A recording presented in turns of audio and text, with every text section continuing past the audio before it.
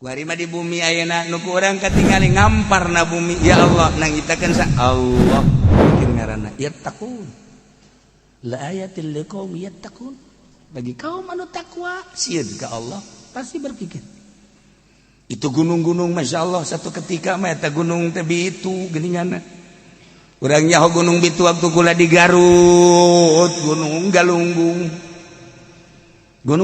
gitu kabelah dia nama loba gunung nu cek kenean aya anu oyag-oyagan taneuh teh pindah datang ka 1 kilometer maha kawasa Allah dalil tuh urang teh Lapindo kamari ieu ban murang teh ke taun mana pantau Jawa Timur lewat ka Lapindo kos kitu horeng Lapindo teh ieu ciptaan Allah maafil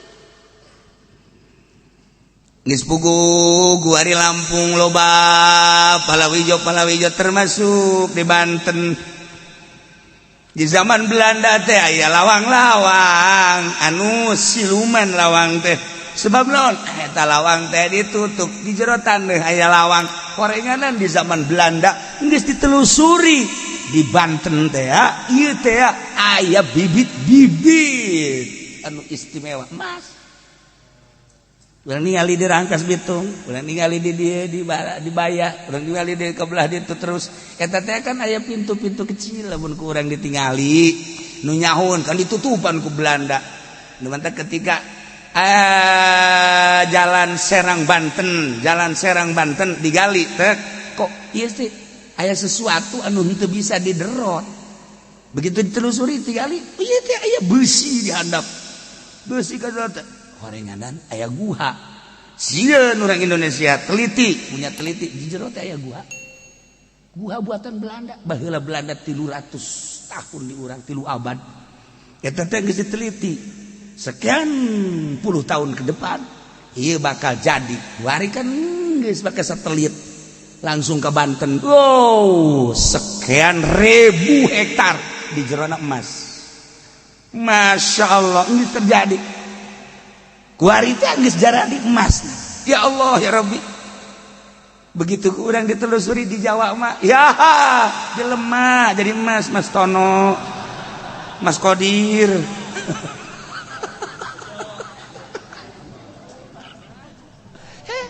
Banten. Lumantak kuari teh ieu teh keur masa-masa transisi kajian teuing, masyarakat pada ngomong naon bae ge. Nu penting mah ieu teh aya transaksi anu ulahnya hosa kabeh lagi. Wallahu alam. Seperti eta. Teu kudu diteruskeun sebab naon aya potensi-potensi anu luar biasa. Ya, gali tek cokot batuna. Terus hancurkan dengan cara-cara tertentu dan tersendiri bakal keluar rembes emas di kulon malin lalagaan saban makanya saban termasuk Jakarta metek aya pemindahan ibu kota Jakarta ka ditu teh urang teh nyaho urang mah nyaritakeun teh hanya sekedar birokrasi bae jauh amat ngengkang amat aya naon sih di Jakarta Belanda geus ngajelaskeun paling potensi tanah Jakarta di hadapna aya emas. Wallahu a'lam urang lain suuzon seperti eta. Ieu mah geus nyaritakeun kitu baheulana. Nek nyaritakeun teh saborta nagara mah urang mah nyaritakeun teh paingan cek Kangjeng Nabi engke mah masyarakat di Lampung teh asal macul emas. Kuari mah karek jelemana doang nu macul si emas. Ye Kanjeng Nabi dina hadis dage caritakeun dina Qurtubi di akhir zaman sekali engke bakal macul teu kaget puteus beungeul emas geus teu kudu dikelola deui langsung jadi emas babunga petani teh dijual jadi sakali mah dibelikan gitu 2 kali loba petani ngajualan emas bae ujung-ujungna emas teu laku emas teh laku engke mah lantaran macul di dieu emas, macul di ditu emas, macul di dieu emas. Emas teh hasilna sih mah lain emas-emas maculna. Hasil-hasilna emas. Teu laku. Sakumaha teu lakuna baheula di zaman kerajaan. Di zaman kerajaan lamun urang maca sejarah-sejarah kerajaan opak jilid gede mal kaburu sia macana. Wah, aju macana ge kos aju pendi mah lambat.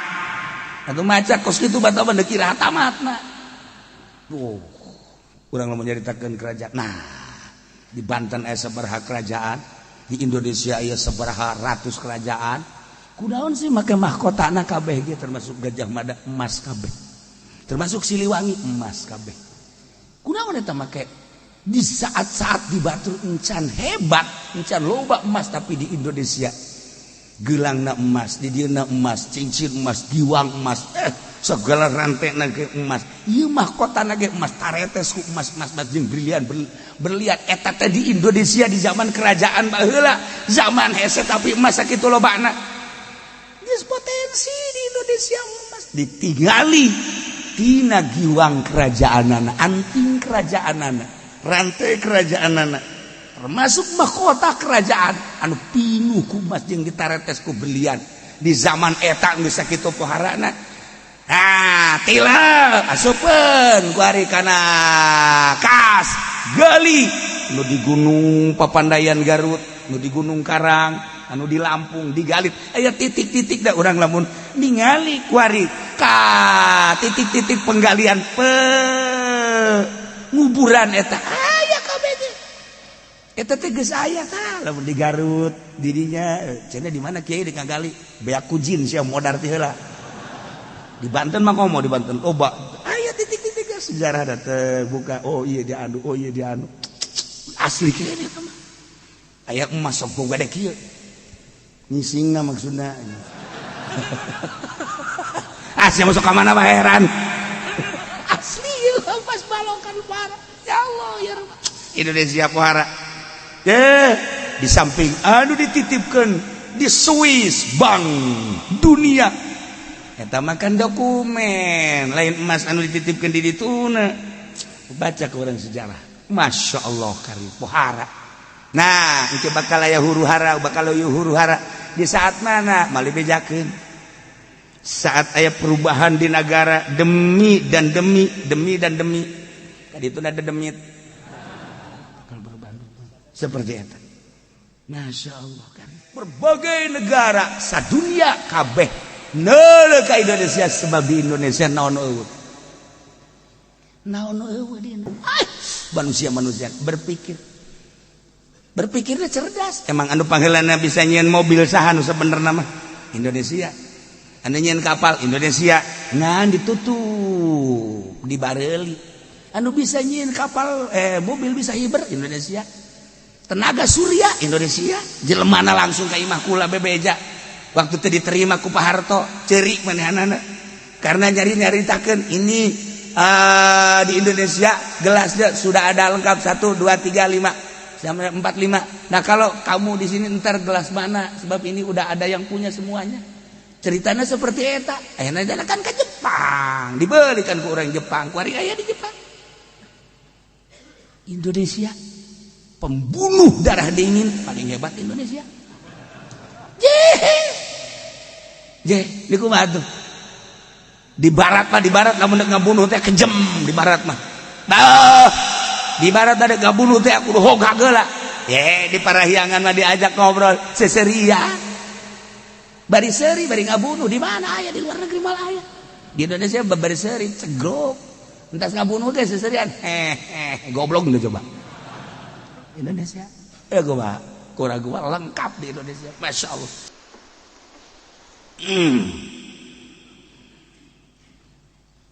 Cek Gusti Allah inna fi ikhtilafil laili wan nahar sanyanya eta dina perbedaan peuting jeung beranggun tagantina peuting jeung berang gaya peuting gaya berang gaya peuting gaya berang nyaho-nyaho urang umur teh geus 62 tahun 11 bulan 28 poe. Jadi lamun urutkeun ka umur galib Kangjeng Nabi 63 2 poe deui. Udah ganti berang yang penting. Insyaallah kami. Orangana eta teh nu kamar li ta'lamu adadas sinina wal hisab. Maksud lagun tak ganti berang yang penting teh bidzihabi wal maji. Keberang kepeting keberang kepeting keberang kepeting. Oge wasiadati manungson tambah jeung kurang na aya panjangan peting berang kurang cara di Eropa kurang keur waktu ka Iran bae ge eta teh ti petingna panjang harita keur ka Iran mah berang panjang berang jadi lain 12 jam 16 jam petingna setik. Jadi lamun puasa teh mah urang biasa nama kan 12 jam, 3 jam subuh datang ke maghrib, ieu mah 16 jam. Oh, lamun ke Amerika deui ka belah dituna eta teh bisa 18 jam. Berang. Tuh, aya nu panjangan peting tergantung kumaha urang nagarana jeung kumaha kabeneran kerja nu jeung simalna ayeuna bulan naon? Ayeuna bulan naon? Oktober. Bener teh aing teu percaya ye. Ya ulah timbul tinyana lah di dieu bae. Bener teh. Jadi berarti ku hari teh mizun Oktober mizan zai 7. Nah, afhamtun mezanul junjahun yuzahun akasun sepsun jun burujun simaliun. Berarti ku ari janubi. Nah, lamun janubi berarti ieu teh bagian kiduleun garis khatul istiwa. Ieu teh panjangan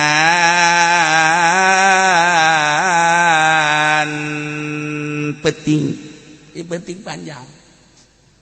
Entek zuhur nage kurang di jam 12 tek atau jam 12 asar nage jam 3 keneh geus asar maghrib nage nah ner kurang di jam 6 leuwih saeutik berang janubi ka ditu okmizun nopakzun deskauzun sepsunjun taburujun janubiun engke ka di April Mei Juni Juli Agustus September Juli nah eta simali kaler tiga tulistiwa tah kalereun genep buruj kalereun garis tulistiwa genep buruj kiduleun garis khatulistiwa jadi buruj teh ngan 12 namun tadi 28 bagi 12 terus kawanyahoan ku urang bakalna dina manzilah nu manana. Nah, ieu bakal kanyahoan ge berang jeung petingna. Engke kanyahoan jam-jamna ge dihitung ku urang teh sebab eta teh moal kaluar tina 28 manzilah dibagi 12 burud. Tinggal bulan-bulanna bae meneran di bulan mana. Ieu teh keur carita biziyadati wal nuqsan. Oh. Ya. Nah itu sekali itu kalau ke belakang Eropa keluarga itu panjang gitu berang. Tapi engke sakalina waktu peting bae di kabelah ditu sakalina berangan sebab panon poena iya katutupan terus dikutub bah. Aya berang bae, aya peting bae. Di urang makan ieu ngeunah. Berang, aya peting, berang, aya peting.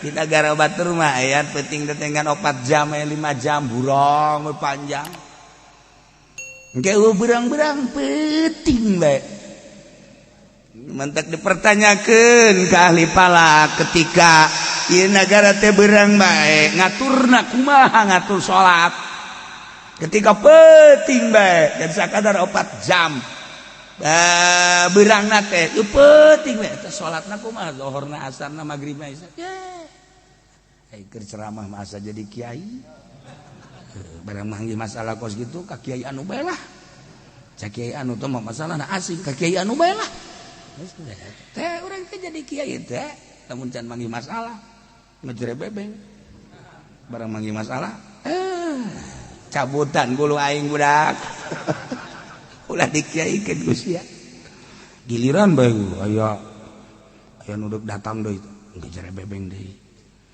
tah ieu urang teh loba teu ngejar bebeng jadi bekos kieu masyaallah kan nu mantak Syekh Syarif Hidayatullah jadi raja tur jadi wali eta teh bener-bener nya nama urusanana sesuai jeung aturan Al-Qur'anul Karim. Syekh Maulana Hasanuddin gitu kenanya jadi walinya jadi raja. Iya itu tuh masalah orang jadi raja jadi wali masalah. Bating presiden orang wali. Si seurih emang. Sok seurih sia. Jangan nikahkeun sabaraha kalinya mah.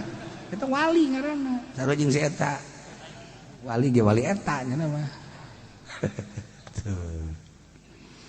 Saya nagun tagantina peting jeung berang ke peting ke berang bakan tambah panjang peting tambah panjang berang kurang peting kurang berang nah ieu kajadian dina planet-planet Wa khalaqallahu fis samawati wal ardi berbagai hewan-hewan makhluk-makhluk Allah nuku Allah didamel di langit jeung nuku Allah didamel di bumi Masya Allah makhluk-makhluk nu didamel di langit ku Gusti Allah para malaikat di samping planet-planet anu sejen ya matahari ya bulan ya berbagai bintang anu ngeusian di alam malakut teh eta adalah malaikat wajib urang percaya bahwa Allah ngadamel malaikat teu kahitung jumlahna sakumaha teu kahitungna nikmat wa in ta'udun nikmatallahi la tuhsuha mal kahitung malaikat urang maca subhanallah jadi malaikat sungutna aya 10 dina hijina sungut nu 10 cal deui engke jadi malaikat teh sungutna 10 deui urang sakali maca subhanallah bae ge geus diciptakeun malaikat sabaraha mantap ulah loba-loba maca subhanallah loba-loba urang maca shalawat Allahumma sholli ala sayyidina Muhammad wa ala ali sayyidina Muhammad jadilah malaikat lumpat malaikat teh hiber ka Madinah lapor ka Kangjeng Nabi atuh lamun urang henteu boga kayakinan kos kitu atuh moal maca-maca shalawat moal maca shalawat Allahumma sholli ala sayyidina Muhammad wa ala ali sayyidina Muhammad jadi malaikat lumpat ka Madinah lapor ieu saha abdi shalawat saha shalawat Haji Pendi dideuleu kok jore wallah alam geus kos kitu we cekeun teh pasti teh husu kan aya deui wa sholli ala sayyidina Muhammad wa ala ali sayyidina Muhammad celek jadi malaikat lapor ieu saha abdi shalawat saha ki Fudoli kok kasep coba we aya jangan betul menang batur kasep heran kudu akur jeung nyana batu boal bisa atuh batur maca shalawat make ilmu ikhlas walah deui bae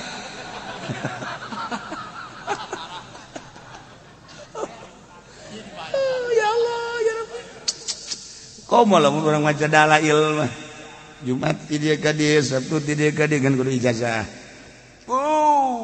eta mah geus malaikatna jutaan lapor ka ditu kanu nyiptakeunana ka Imam Jazuli di Maroko jadinya terus ka Kangjeng ya Allah ya Rabbi beda sosok malaikat lu tadi mah kos kitu kan tah malaikat tepi karesep malaikat cek gara ieu mal maca shalawat leuh parah atuh parah teh baca shalawat ieu shalawat urang ieu mah keur carita mal ka itu urang lamun sosonoan jeung pamajikan kemudian mandi likulikotatin malaikatun urang mandi junub nawaitu rafal hadatsil akbar tiap tetes jadi malaikat lapor ka Gusti Allah ye eta lamun sapeting sakali mandina mun 2 kali ribuan jutaan malaikat nu mantak urang mandi jima deui mandi Majikan kok sering amat lain hayang-hayang teuing nyiptakeun malaikat.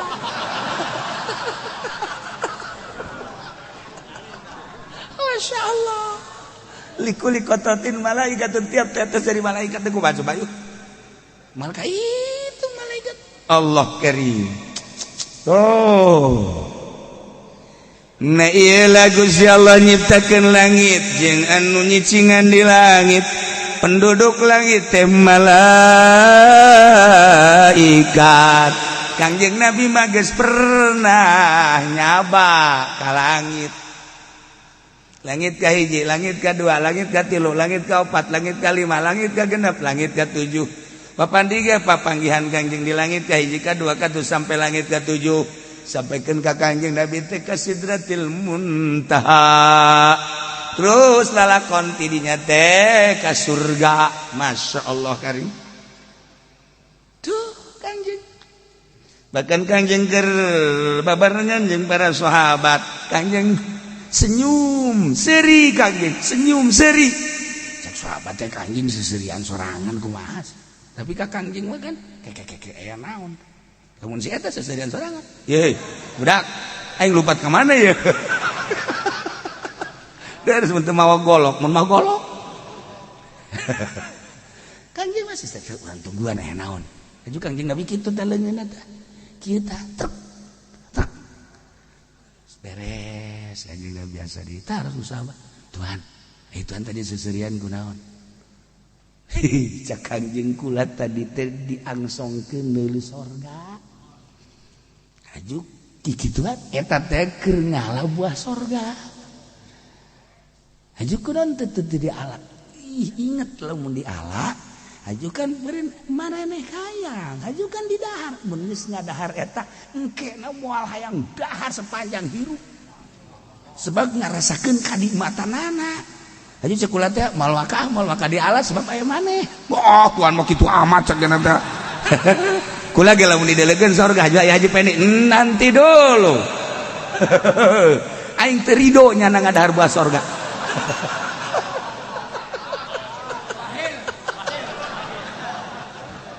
Ya Allah ya Rabbi. Eta Kangjeng Nabi inget. Aya sahabat moal jadi cek Kangjeng Nabi. Masya Allah. Maksudna geus aya surga karaga pokoknya dipoteskeun hampir beunang. Jatuh di hareupeun Kangjeng ngan inget encan wayah di dunia kudu ngadahar buah surga. Eta mah jangan yakinkeun bae surga geus aya berarti. Ieu teh geus aya tulisan-tulisanana nu aya di majelis ini teh bakal surga Firdaus, surga Aden, surga macam-macam geus aya. Geus aya ieu teh. Asal tahajudna mah nu bener. Geus jelas. Begitu beres Kangjeng Nabi merengut luar biasa. Pikasieun wajah Kangjeng teh. Ngabiri-giri gaji. Naon ieu? Waduh. Geus beres Kangjeng Nabi biasa dikesang. Tuhan. Geus musieun ditinggalikeun neraka. Masyaallah. Kalabangna tina seuneu, orai tina seuneu, kalajengking tina seuneu. Kangjeng mah kan ningali. Ya. Bahkan penghuni narakana ditinggalikeun. Cari cing sahabat kabeh nu ngajawab. Anna aktsaru ahliha an-nisa. Panglolobana penghuni neraka awewe. Ya Allah ya Rabb cek Kangjeng Nabi. Masya Allah. Di kumaha teu lobana tuh awewe mah ngagoda jasa ka urang. Dan teu ngagoda kumaha? Ya make baju dadana muka. Ande kumaha teu ngagodana tuh. Mantap gaji pendi ngacai ge. Ngacai sakuana leubuh ngora. Aya ditutupan dadana, make rok ka dieu, di dieuna dibelah. Kadeuleu keneh bae. Aya nu rapih jasa masyaallah ngan ketat apemna kadeuleu. Nih kumaha coba ayo? Awewe mah ya Allah eta segi pakaian doang encan nu lain-lain.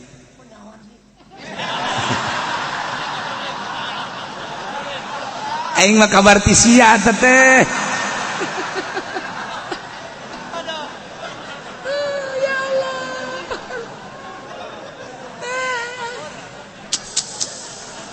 Masya Allah Kangjeng ditinggalikan surga, Kangjeng ditinggalikan neraka. Ya Allah ya Rob, langsung geus bakal Kangjeng ka langit ka hiji ka dua ka tilu tujuh ka Sidratil Muntaha karas lengkap Kangjeng. Dek dakwah kumaha Kangjeng geus pernah nyaritakeun surga geus pernah ka ditu Kangjeng. Bahkan dihandap ge ditembongkeun surga. Neraka carita neraka geus ditinggalikeun Kangjeng.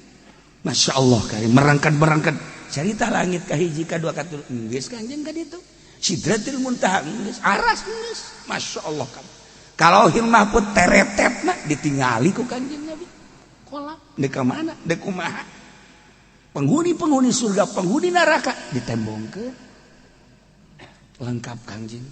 Ya Allah. Nah iya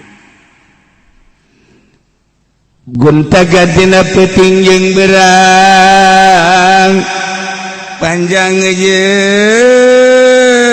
pendekna peuting jeung berang berikut penghuni langit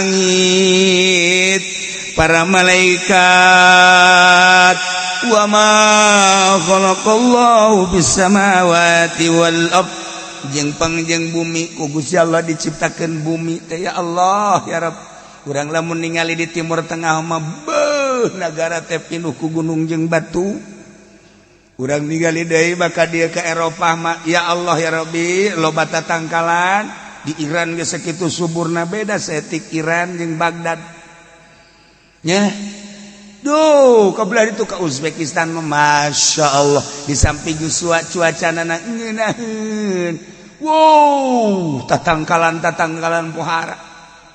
Turki sarua batis sebab saeutik deui ka Swiss urang nae di Turki mah aya kereta nu langsung ka Swiss ka ditu cakedeung cuman 2 jam kereta api deket. Urang negara-negara ningali urang di Yordan Masya Allah eta mah tangkal tin jeung zaitun ambalaya nu dina Al-Qur'an jelaskeun watini wazaituni wa turi sinina wa hadzal baladil amin disabak urang ka ditu demi tin demi zaitun wa turi sin gunung Tursina sepanjang di Mesir terus datang ka ditu turun terus ka naon gitu garana ka Yerusalem eta gunung Tursina wa turisina wa hadzal baladil amin maka katingali kan kurang subur amat eta Yordan. Ya Allah ya Rabb terus berangkat ka ditu ka Yordan katungtung ka makom Abu Ubaidah paingan Kangjeng Nabi Khidir teh waktu dipanggihan ku salah sahiji wali. Di mana di Yordan, di situ di dekat makom Abu Ubaidah. Ucai tatangkalan kucai loba pisan. Tatangkalan eta teh naon gitu ngaranna anu sok di sayur ga? Bayem ambalaya. Wah! Begitu ningali di Yordan luar biasa, loba tanah-tanah nu teu kagarap. Kanjeng Nabi hadir kan? Singgah di gunung di tatangkalan ngadahar tatangkalan nu mantag disebut Qadir teh hejo nu mantag hejo teh eta teh lantaran barang daharna jajadian jadi na hejo bagus genclang teu pernah ngadahar sugan ngadahar nasgor gitu teu kan Nabi Hidir dongengna Kanjeng Nabi Hidir nana ngadahar dasgor atawa bala-bala henteu bangsa cilok, cireng, cilung daraya. Aduh, ya cireng nyaho urang. Ya, cilok nyaho, barang nyele cilung, naon sih cilung? Orang kecil digulung, Masya Allah. Urang Garut tadi ngomong kita pegawaian kos itu mah. Nah, iya Kanjeng Nabi Khidir, kapangi di Yordan pan, sering kapang Kanjeng Nabi Khidir di Yordan, mantak di itu aya Masjid Qadir. Di beladena aya makam sahabat. Urangnya bakadinya ka masjid Kanjeng Nabi Khidir alaihi salam. Eta teh singgahna sering pisan di masjid eta. Tuh. Anu diajak batu jeung lalakon pan. Teu nyaho. Bari kalau ditanya, "Di mana eta masjid?" Nya kieu we di mana nya? Di mananya? Ayo nuduhkeun di Labuan. Ya. Bangsa. Jalur teh jaman naon cenah mah. Tah, ieu urang nyere ieu keur carita wa ma khalaqallahu bis samawati wal ard. Hewan beda-beda. Beda-beda di Asia, Afrika, Amerika, Australia. Aya hewan-hewan anu teu betaheun di Indonesia onta. Aya nu teu betaheun di Mekah kebo. Betaheun kebo dibawa ke Mekah. Aduh, sakira ujang gupak blon. Teu betah nya nama biasa gupak atuh. Teu betah kebo makan. Kudu gupak bae pannya nama. Tah, onta kitu keneh datang ka dieu nyari tiriseun. Iris ajeuna yang ngaresep di nu panas bae. Onta. Manuk ge sarua bae. Maha kawasa Allah. Diciptakeun ku Gusti Allah wa ma fil ard hewan. Gunung-gunung. Gunung nu aya di negara urang jeung gunung nu aya di Timur Tengah berbeda. Allah karim. Bihar lautan aja beda. Urang kan kamari ieu teh ka laut. Laut anu marajal bahrain yaltaqiyan. Anu amprok antara ieu cai laut jeung cai darat didinya. Bagi dua anu baheula Kanjeng Nabi kitu Musa alaihi salam diudag-udag ku Firaun marajal bahrain yaltaqiyan. Kan itu ningali ya Allah laut merah jeung laut hijau eta bisa teu ngahiji laut teh ieu beureum ieu. Kanjeng Nabi Musa diudagkeun ti dinya.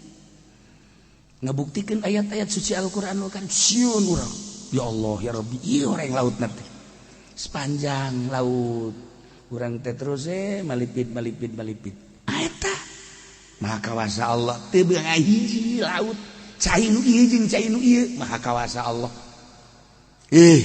Pohara ieu jibal bihar anhar jeung kali-kali anu geus jelas lah Bengawan Furat Bengawan Dajlah eta makan diri itu di Baghdad.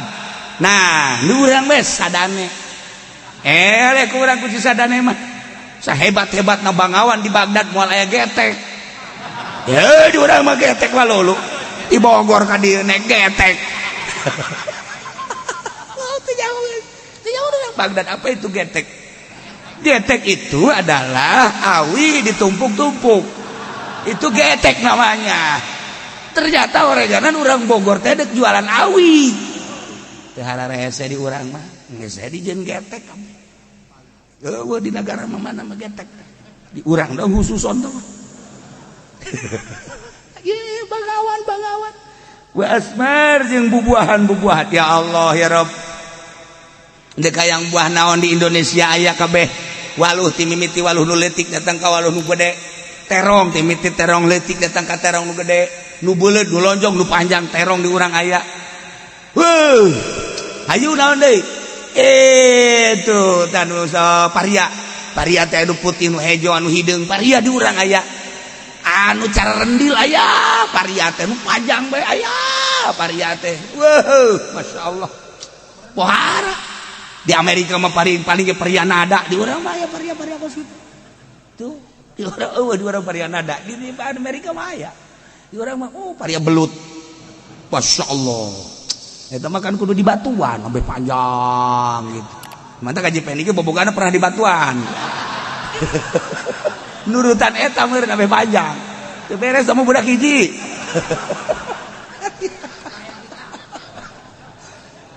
Ya urang naon tuh oyong aya oyong. Di mana aya oyong? Di mana aya? Ieu oyong di urang. Ya Allah. Ti mimiti oyong nu leutik datang ka oyong nu segede bubuat deh oyong. Herbis. Ayo herbis di mana nu aya moal aya di negara batur herbis. Kuku geus boa macem-macem geus boa. Sok jualan naon kitu tan bodetan sok bode gentong. Waluh geus aya di Indonesia mah. Orang Amerika ge orang luar negeri bingungin terlalu banyak. Loh, cau. Ayo geura ge, urang hitungan ge caunya. Cau emas. Ayo geura. Cau Ambon, cau Kepok, cau Raja, cau Nangka. Yo coba tuh. Ayo coba. Kulutuk naon deui? Eta sampai cari sih. Emang orang lembur atuh nyawan. kami mau orang kota tuh jauh. Cau, ya Allah, ya Rabb. Datang ke santri di bere mun ngariung di bere cau, cauna cau apu geus di dahar. Geus di dahar sama paranti manuk. Paranti manuk itu ku cangkurileung. Mata kayaknya emang aing dianggap cangkurileung geus ya.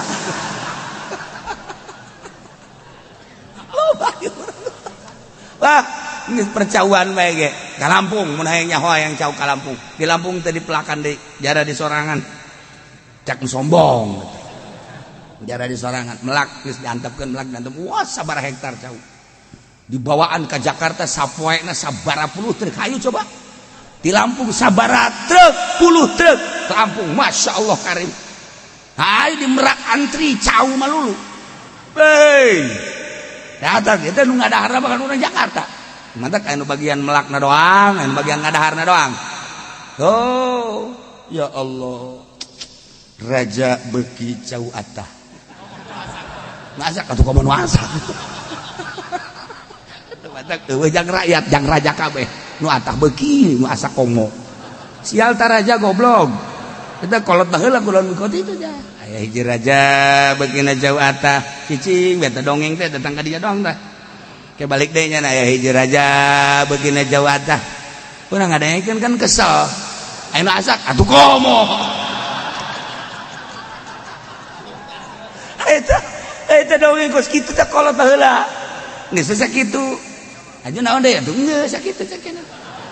Maksudna naon urang ngadegekeun kolot dongeng. Jadi raja manu atah beuki nu asak beuki eueuh jang rakyat. Oh, kaharti ku urang. Eta mah raja baheula. Eta mah raja baheula eta mah. Raja kuali mah jeung tangkal-tangkalna beuki. Aduh, dongeng kolot bisa dirasa masyaallah. Baheula mah nganu atah jeung nu asak doang tangkalna mah henteu. Aya-ayana mah jeung tangkal-tangkalna, daunna kabeh. Masyaallah. Wah, rata rajanya. Karim Allah bisa anda kolot baheula bisa anda. Ya Allah, ya Rabbi dongeng haju ka harti bae. Mentek Ki Hairun mah ceramah tilok loba gedang hepe, manan hepe ku baturna. Assalamualaikum warahmatullahi wabarakatuh. Woi. Ceramah ngada atuh Ki Pudoli mah ceramah 2 jam. Mentek Ki Hairun. Assalamualaikum warahmatullahi wabarakatuh. Salam biasa gedang hepe, manan hepe ku baturna.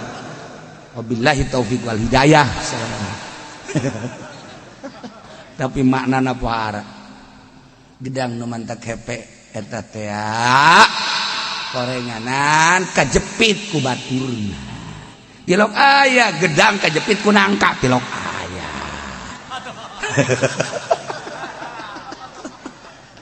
Geus kahartikeun ka dieu. Ya Allah ya Rabbi ya masyaallah.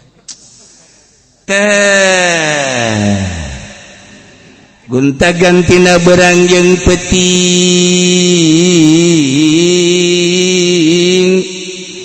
jeung hewan-hewan dan melku Gusti Allah di langit bentukna malaikat jeung berbagai planet jeung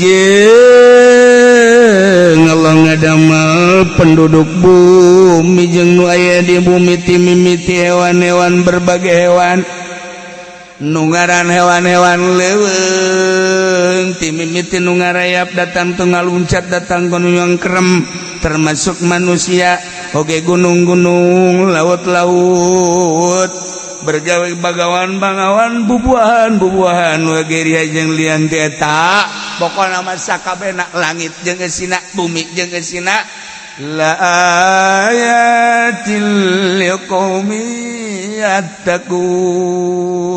Eta teh merupakan tanda-tanda kebesaran Allah. Tapi bagi kaum anu sarieun ka Allah, jelema lamun sieun ka Allah pasti merengket lantaran mikir. Kunaon sia cicing sieun? Jelema lamun teu sieun mah pasti moal cicing di imah. Jelema nu sieun pasti lumpat. Sieun ka maung lumpat menghindar tina maung. Jelema sieun ka gajah lumpat menghindar tina gajah. Jelema sieun tina pocong pasti cicing we di imah.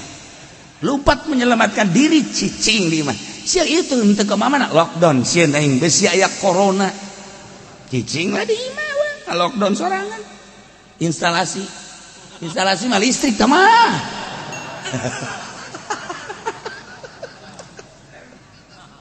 aduh masya Allah ya.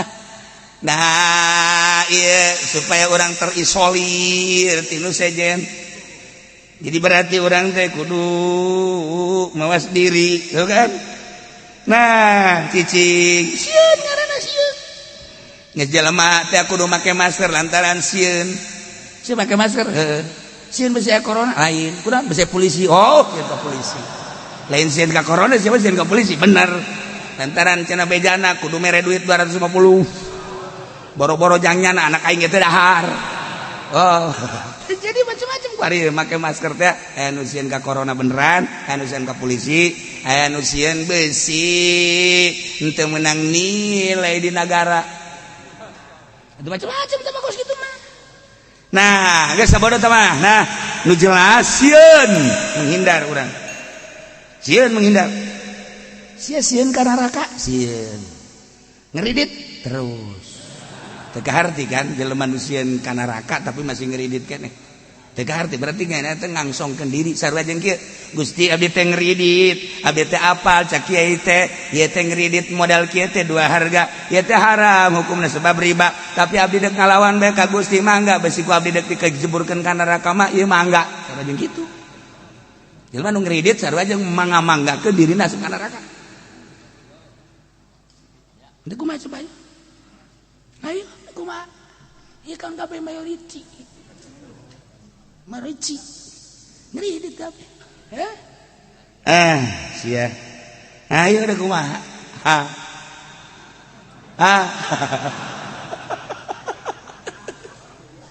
ngangsongkeun diri ka Gusti Allah jelema anu sieun kana makan menghindar tina neraka makelah aturan-aturan syariat ieu lah bagi jelema anu sieun ka Gusti Allah pasti berpikir itu langit sahanu nyiptakeun lompat ke mana bae pasti Allah itu panon poe sahanu nyiptakeun pasti Allah itu bulan sahanu nyiptakeun pasti Allah dongeng-dongeng na tadi ditu teh kapan loba aya makhluk aku malaikat sadi Allah Masya Allah kali kuari mah di bumi ayeuna nu ku urang katingali ngamparna bumi ya Allah nang nyiptakeun sa Allah berpikir ngaranna yattaqun la ayatil liqaumi yattaqun bagi kaum anu takwa sieun ka Allah pasti berpikir itu gunung-gunung Masya Allah satu ketika mah eta gunung teh bitu geuninganna urang nyaho gunung bitu waktu kula di Garut gunung galunggung gitu kabelah dia nama loba gunung nu cak kenean aya anu oyag-oyagan taneuh teh pindah datang ka 1 kilometer maha kawasa Allah dalil tuh urang teh Lapindo bari ieu ban murang teh ke tahun mana pantau Jawa Timur lewat ka Lapindo kos kitu horeng Lapindo teh ieu ciptaan Allah maafil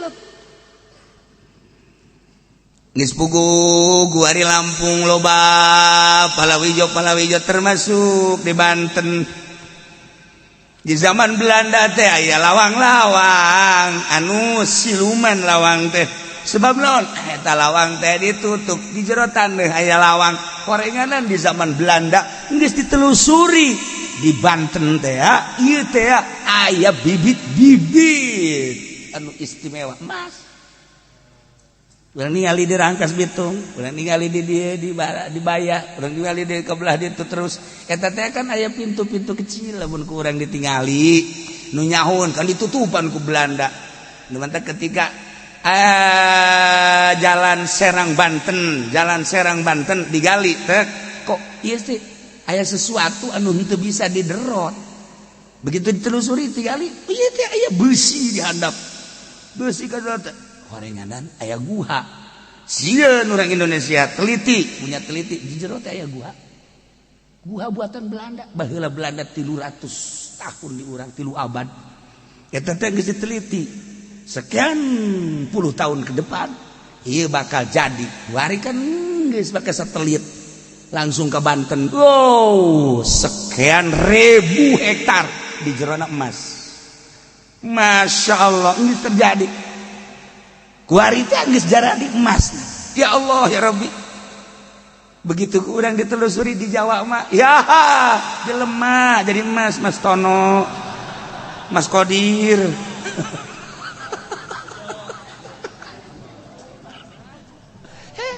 Banten. Lumantak kuari teh ieu teh keur masa-masa transisi kajian teuing, masyarakat pada ngomong naon bae ge. Nu penting mah ieu teh aya transaksi anu ulahnya hosa kabeh lagi. Wallahu alam. Seperti eta. Teu kudu diteruskeun sebab naon aya potensi-potensi anu luar biasa. Ya, gali tek cokot batuna. Terus hancurkan dengan cara-cara tertentu dan tersendiri, bakal keluar rembes emas. Di Kulon malin lalagaannya Sabantet makanya. Sabantet termasuk Jakarta. Metek aya pemindahan ibu kota Jakarta ka ditu teh urang teh nyaho.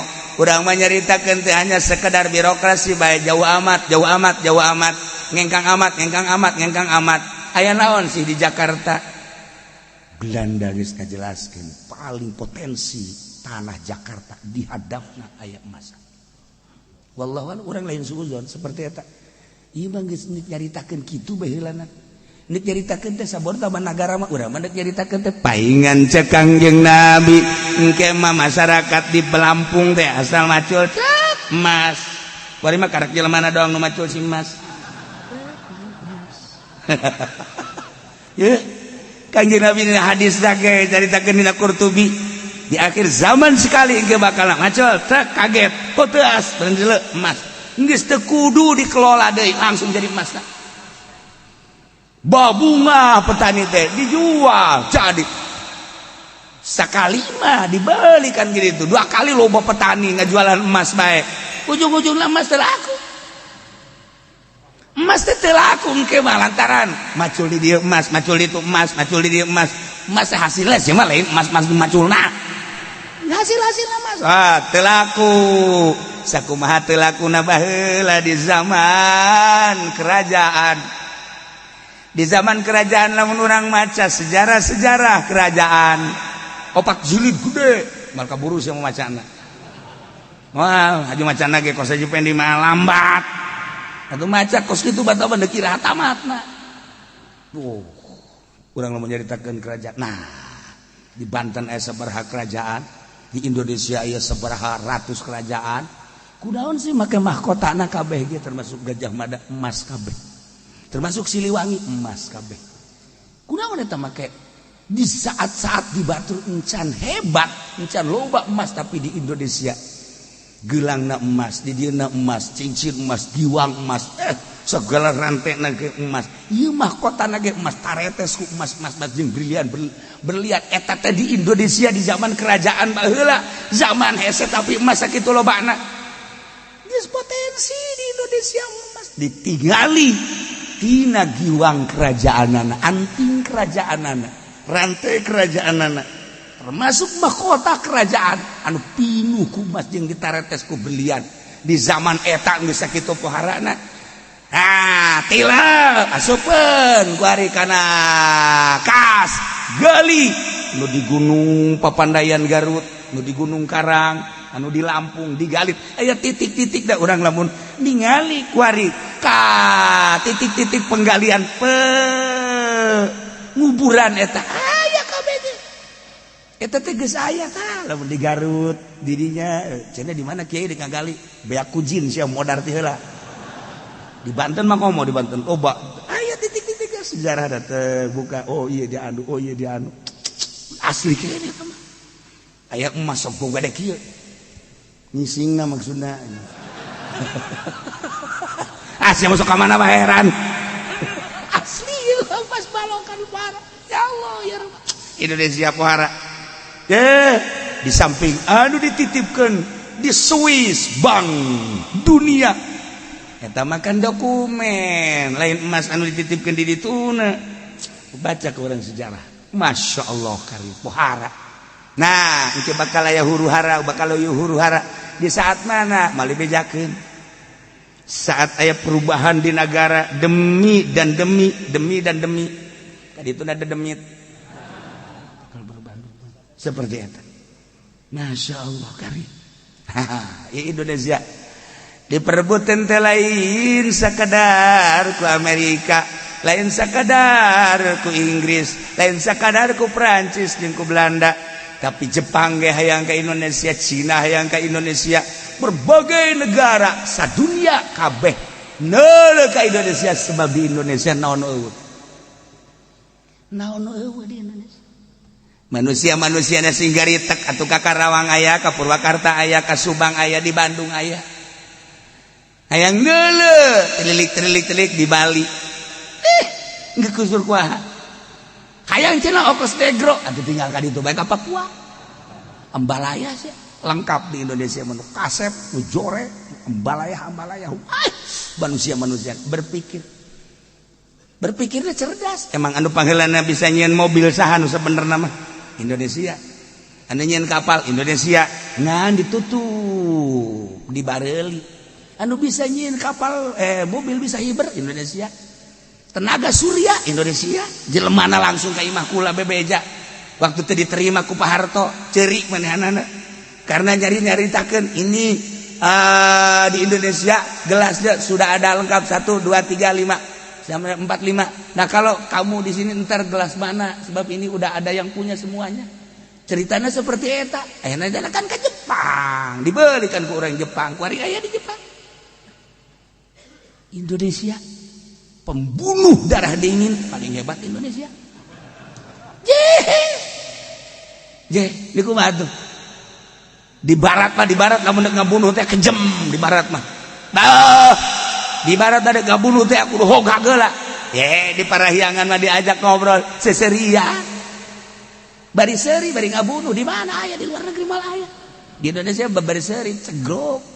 Entas ngabunuh teh seserian. Goblok nih coba. Indonesia. Gua lengkap di Indonesia. Masya Allah. Tepuguh teu karuh nyiptakeun nu edan sa Indonesia ambalaya. Di mana aya nu edan rombongan kos kitu atuh. Jawa Timur nu edan, Jawa Tengah di Bandung nu edan, di Banten nu edan.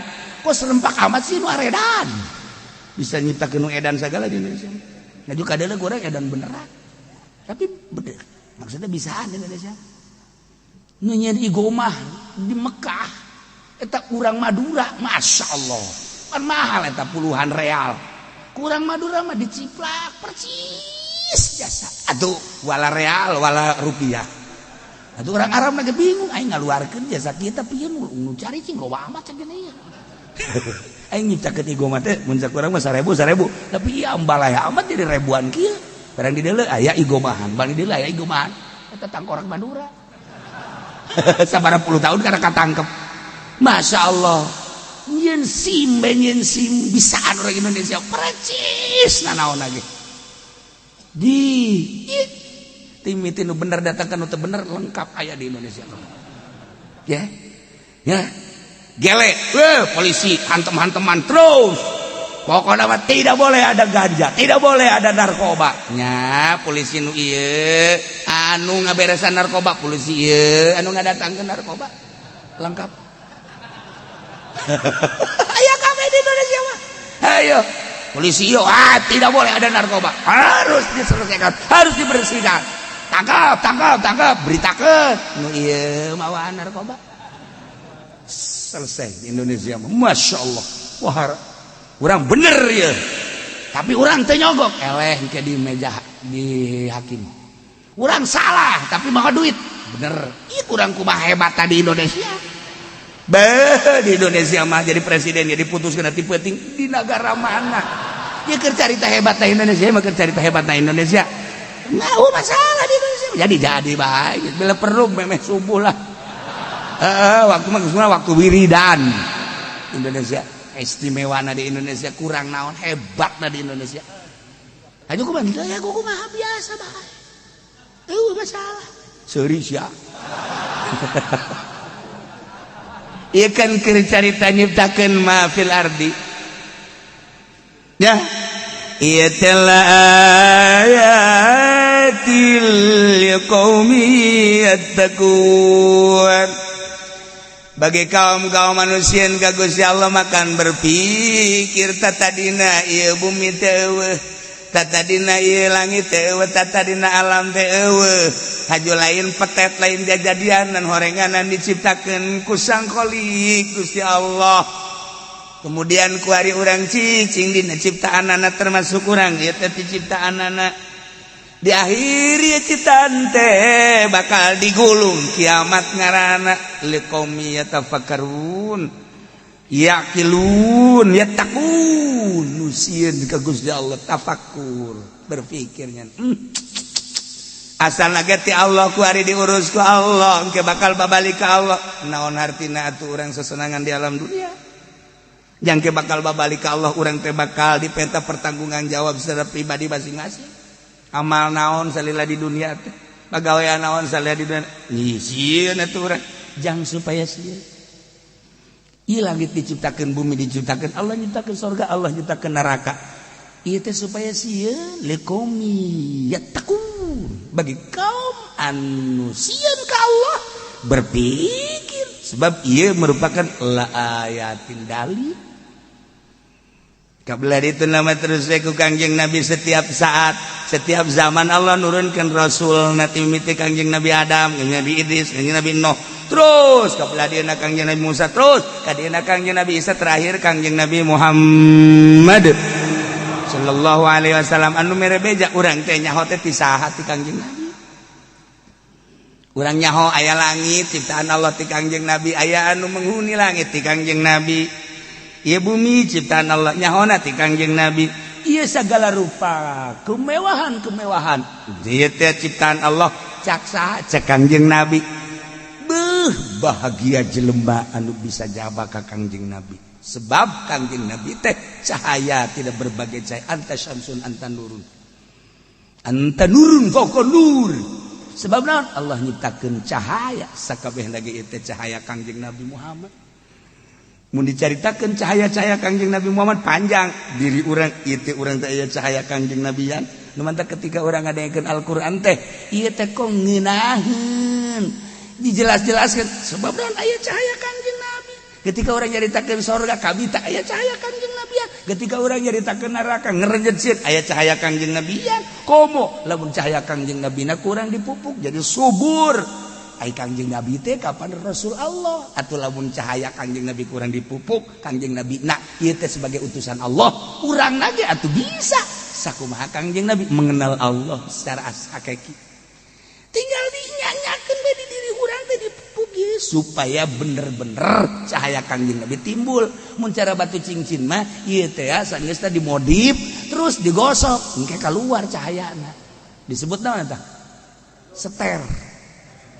seter ikan aja pendi mah mah boro-boro seter dibentuk ke encang dibentuk heula set ragaji heula set ulah ka dipake poles seter set cara kipu doli kan saya seteran haji pendi atuh seteran nya mah hasud bae asal batur bae nu bagus dikieu bae dah kudu nyana bae nu bagus ada masyaallah geus atuh ngaji bagus lah batuna batu seter lah geus kajen ngan geus bagus tah ngan batuna ieu mah batu gunung kan batu teh batu hias geus jelas tah makan rubi itu teh kan batu hias teh nya nu hejo teh ada ngaranna jamrut eta kan ngaranna batu hias anu biru teh naon ngaranna sapir eta kan ngaranna batu hias eta kan jelas atawa kuari di kulon teh ngeunang ti kali naon maya sia maja Maya itu orang Cina ya kali Maya, urang mah maja bae atuh. Kali itu batu kali maja. Cek encek kali Maya. Urang kudu ngaju nurutan encek kali Maya. Jadi cacadelan tolol. Maja atuh mah. Itu bagus. Ya, nu hebat tambahkan dibawa ke Jepang, kemudian diolah, timbul dikaduniakeun di puluhan juta dipasarkeun. Eta batu. Nah Haji Pendi mah ieu mah batuna batu kolar. DJ. ku hayang-hayangna ieu jadi boga batu cincin geus lain batu hias ge ku jadi dijieun batu teu daek seter teu daek kan sepeda batu kolar atuh biasana ge jang ngecor ada Gusti Allah lagu gas ieu ayat sinar Kangjeng Nabian. Nah komo di bulan Mulud ye supaya ster angsongkeun ka muludan.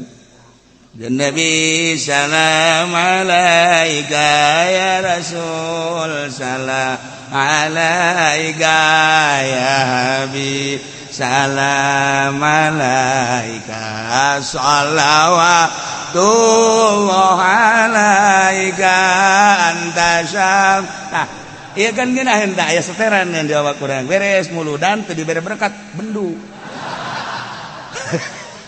Seterna ka mana seterna goblok. Dasar tadi dah diciptakeun tina batu kolar teu daek seter.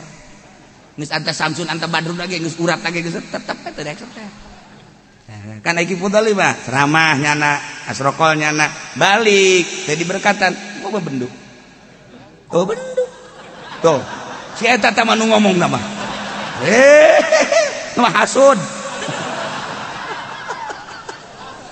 Teh Ki Fudali mah biasa bae. Ye.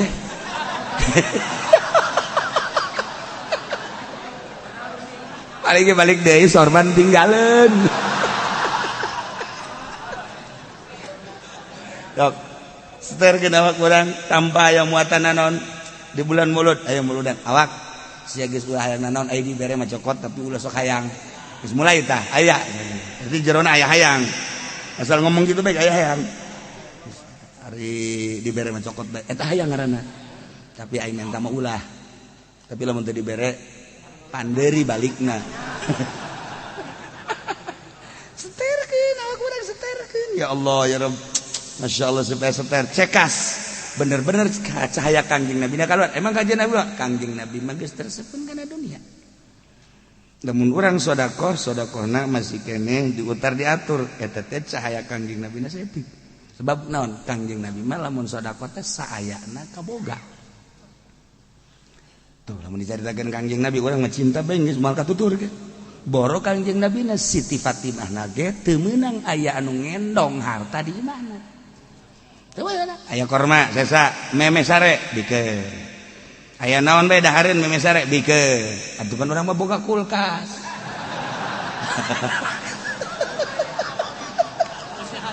Ulah Kangjeng Nabi da ulah Siti Fatimah putrina tuturkeun ku sia moal bisa. Ye, embung aya harta nu ngendong, embung aya. Boh naon. Duh, aya aki-aki datang ka Kangjeng Nabi lantaran geus 2 poe teu dahar teu nginum. Menta cek Kangjeng Nabi, aduh poe ieu kurang teu boga pan kitu dongeng. Didongengkeun kapan diunggal kitab. Teu boga. Cek aki-aki teh masyaallah kula jauh ya teh. Masyaallah kari. Datang ka dieu mannya ieu make prasaban sagala Kangjeng Nabi. Oh, cek Kangjeng Nabi, tadi tuh ka Siti Fatimah. Cok ka putri kaula. Assalamualaikum, waalaikumsalam. Kula dipiwaran ku Kangjeng Rasul kadi naon? 2 poe tinggi nya jauh nya teu dahar, boga anak, boga pamajikan, boga incu. Si aki make tungket-tungket aja. Ya Allah, ya Rabb. Cek Siti Fatimah, kok Gusti Rasul ngutus ka dieu pan nyaho meureun Gusti Rasul di imah teh eueuhna naon? Ya kumaha sih Gusti Rasul? Emang eueuhna roti sugan asa semplek eueuh. Korma sugan asa bala teu aya. Ya Allah, tapi berpikirnya Siti Fatimah moal pati-pati nitah Kangjeng Rasul lamun encan ka idrok. Boga pikiran gitu kan putra ka bapak.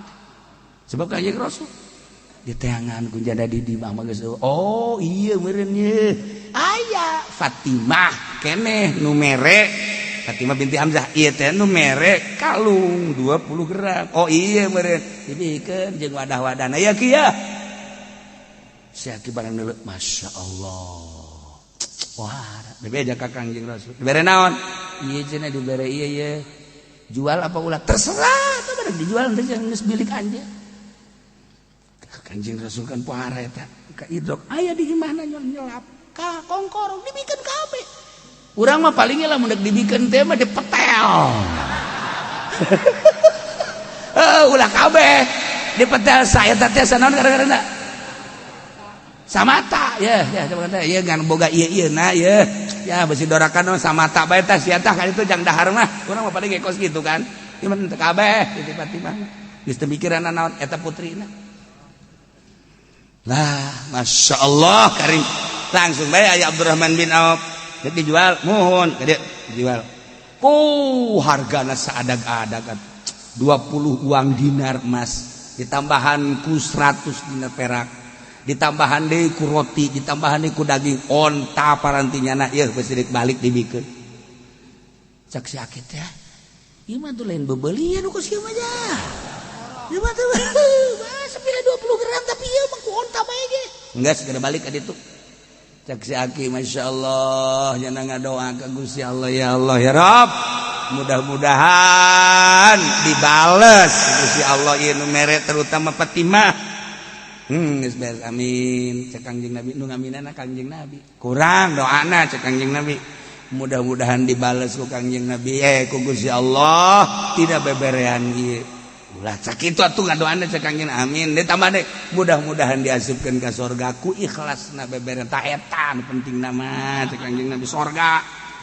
amin insyaallah deui atuh tambahan tah nu meulina ge mudah-mudahan dibales ku Gusti Allah mudah-mudahan dibere surga amin cek Kangjeng Nabi ngamina ieu mah bong abang jadi kiai nu ngadoana budak teu amin bong aing mah panah kiai kudu aing pe nu ngadoa pokona di lembur ieu mah aing jadi imam aing adzan aing khatib aing doa satungtung hirup aing aya kene di dieu awas ya lamun ka mimbar dikontrak ge mah ku aing sial teh mah kiai goblok tengah Nabi jawab amin amin bae amin kita juga dongeng lagi tuh balik bari cerik bunga meureun bubulanan saksi aki ieu mah cukup sakieu geus beres bubar Abdurrahman bin Auf langsung ngutus aham ngaranna abidna ya maneh ka ditu bejakeun ieu tikula kitu ya bikin deui ka Fatimah bikin deui ka Fatimah jeung maneh sebagai abid dek dibikeun ka Kangjeng Nabi langsung supaya ngahadam di Kangjeng Nabi.